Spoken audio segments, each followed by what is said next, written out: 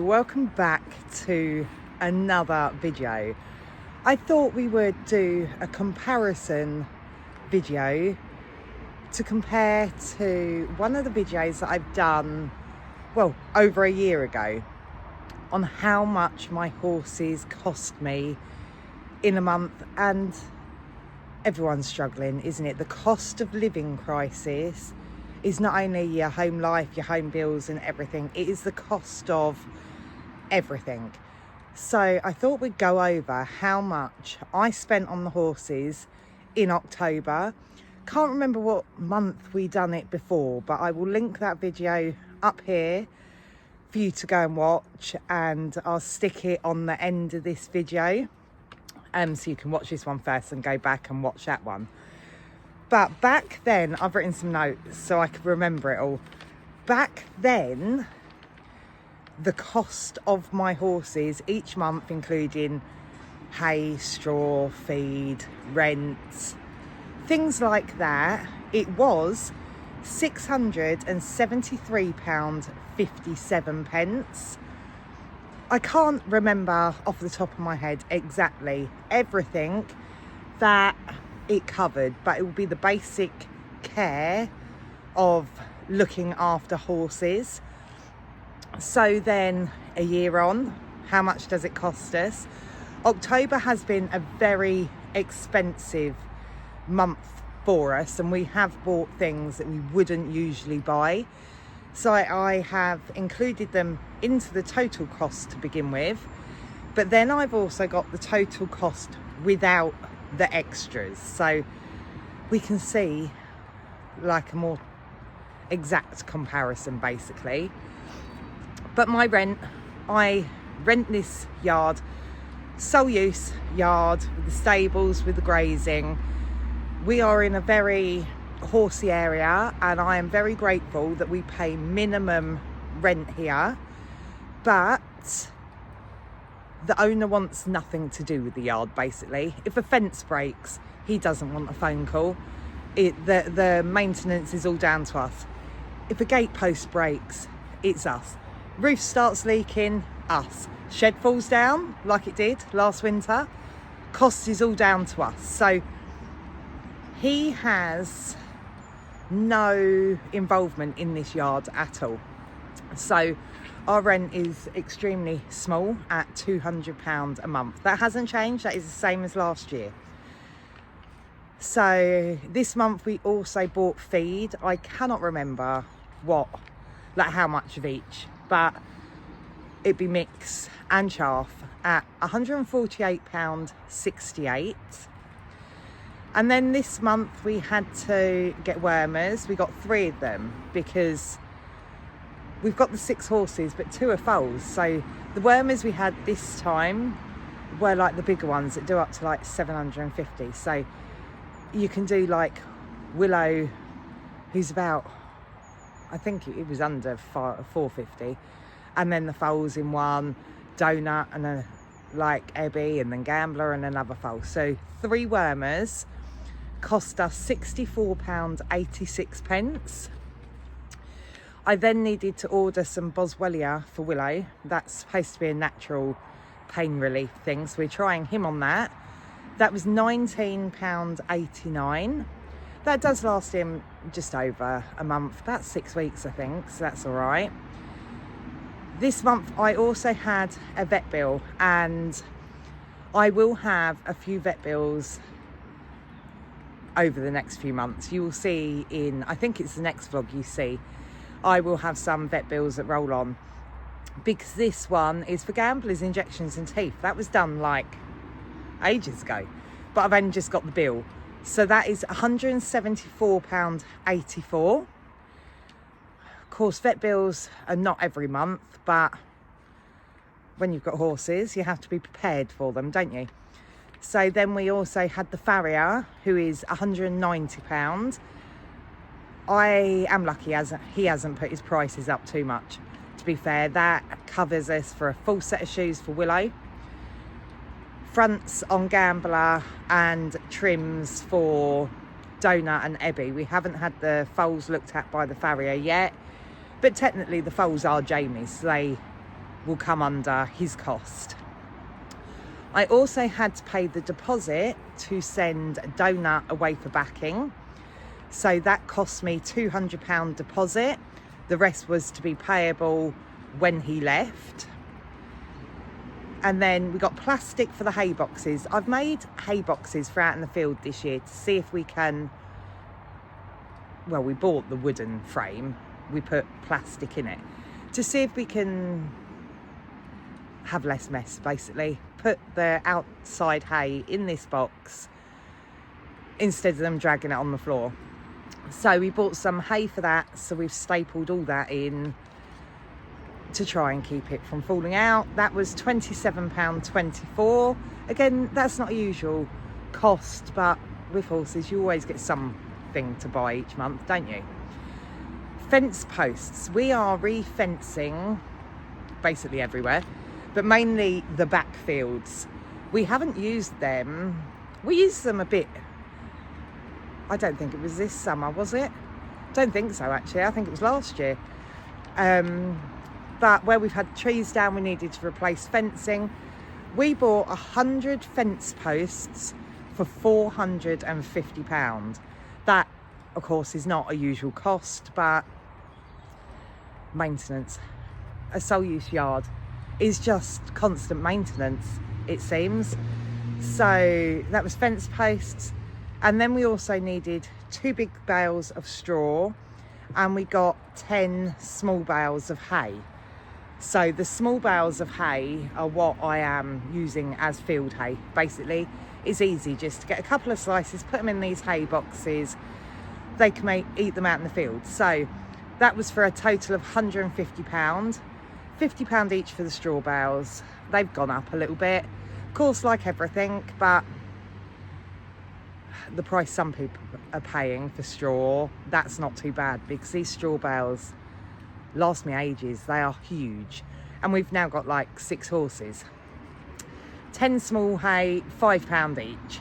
So that's a hell of a lot cheaper than like if you go to your local feed shop. We are very lucky that we do have the pickup truck, and the kids own a trailer, so that we can go and collect things. Like we collected that straw and that hay, and so we can get it cheaper, which then brings us on to haylage, everything. The price of hay and haylage has absolutely gone through the roof this year. Where we've had such a dry summer, the cut for hay and haylage was awful, absolutely awful. So trying to find hay and haylage has been a nightmare. Our farmer that we used to usually have, he delivered it into us whenever we wanted each week, and he stopped answering the phone to us. So we had to source some other hay, and we've had to travel for it, because although we're in a very horsey area, there are a lot of livery yards, equestrian centres, everything like that. So of course the farmers want to keep them clients on, because they're big money clients that are having a lot of stuff every week. So all the little small holdings, little yards, seem to be pushed off. So he didn't answer the phone to us. He hasn't even told us that he can't deliver to us. He just stopped answering the phone. So we managed to find someone with 2 haylage at £40 each. Well, we've had that farmer before, because we've already got like 12 bales of haylage that were out the back. We bought them like a few months ago, ready for the winter. So we got 2 more bales of haylage off of him at £40 each, and another 20 small bales of hay, again at £5 each. So that ended up being £140 for that, and luckily the kids can hitch up the trailer and go and get it. So then that farmer has luckily allowed us to get a bulk load of hay. It's the only way we could get hay, was to buy it in bulk. So it's been an astronomical cost to get it in bulk, but he wouldn't sell us a few at a time. We had to take, 30. We've got 10 round hay and 20 square hay. We had to take it all in one go. Well, they spent all day going backwards and forwards because they can only fit I think it was 10 bales on the trailer at a time. So 10 round hay was £55 each. Oh, 2 lots of that we had. So yes, 20 round hay, 20 square hay we got in the end. My writing, can't even read my own writing. So yes, they went and got 2 lots of 10 rounds and then 20 square hay. So the round hay, £55 each, and the square hay, I haven't actually got how much they are each, but 20 of them cost me £700. So I'll work it out when I'm editing this and then be able to put in how much each square hay was. But we could only get it at those cheap prices because of buying it in bulk. Now, if you are going to buy 1 bale of hay, it's costing around £100 a bale round here. It's a nightmare, and I can't do that because I can go through 1 bale of hay in 4 or 5 days with all 6 horses. You know, I can't afford to do it singly. That's why we had to buy it in the bulk that we did, and we collected it. It wasn't close. They had to drive, I think it was near on an hour's drive to go and get it, and then of course an hour back. And they went I know one time, the brother-in-law, he bought his truck and trailer as well, so I know they done 1 load where 2 cars were going at one time. And I'm so grateful my kids will do that. I've got 2 teenagers, they're 20 and 22 now. They love driving around, so they went and drove and got it for me. I wouldn't have done that because no way I'd drive with a trailer on, let alone with all that stuff on the back of it anyway. So that was that. And then every month I don't insure my horses for vet's fees. I insure my horses for public liability, you know, so it shows if they kick someone, if someone kicks them, if we're out hacking and they hit something, I've got public liability that covers me, but I do not cover my horses for vet's fees. So we always aim to try and put £250 a month away in a savings account, which that savings account can cover vet fees, if they need a new rug, if bulk load of hay, bulk load of fence posts, that all comes out the savings account. And I'm so grateful we have got that. We've had to use it multiple times over the years, like when Willow done his suspensory injury, all vet fees were paid out of this savings account. Of course, we lost Champ's colic, all his vet fees come straight out of this savings account. So as soon as we get it up, it goes down. So we regularly put at least £200 a month into that. So yeah, we put £250 into that savings account this month. It's been completely wiped out with all this hay and fence posts and everything. So the total for everything we have spent on the horses in October was £3,815.51. That's over 3 times my mortgage payment. That is shocking at how much it's cost us. Of course, we don't usually send a horse away for backing. Don't usually buy 100 fence posts and 40 bales of hay. So if we just included the rent, the feed, the wormers, the boswellia, the farrier, and the 2 straw, 10 small hay, because we get straw, and the savings, the total without the extras is £1,023.43, which is still nearly £400 more than it was last year. So the cost of living in all aspects of life has just gone up ridiculously. I am grateful now we've got the hay. I won't need to buy hay now for months. Absolutely months. We got the hay, we got the haylage. I will feed mine haylage when it gets really cold, snows, like that. We go on to the haylage. But so that is the savings that I will have over the next coming months, and that will have to go straight into the savings account, like what I would usually spend on hay and haylage, to try and replenish that savings account, because we've battered it this month. And as I say, vet bills, I know, I'm pretty sure in November we will get another vet bill for Donut's teeth was checked, Ebby's eyes. Ebby's eyes are fine. I don't think I've updated on Ebby's eyes. Ebby's eyes are fine. There's no problems with them. So Donut's got to have a tooth taken out. And then you will see, I think it's Thursday's video that will tell you what's going on and why we will have yet another vet bill. But so that's going to be ongoing. I mean, as I say, we are set for hay and haylage for a fair few months. I'm hoping that will last us now into the spring, summer of next year at least. But I haven't stocked up on straw yet. To be fair, I've got no space to stock up on any straw, but the cost of that is going up as well, because they can send that away for fuel for incinerators and stuff. So I now do need to source a bulk load of straw and find somewhere to put it. But yeah, the cost of living is absolutely doing us all in. And I do wonder how some horse owners are going to afford horses this year with the cost of everything going up through the winter. And we're not even in the worst of the winter yet. And if they're charging £100 for bales of hay already, if they get really, really short and have to buy it in, the price could go up even more.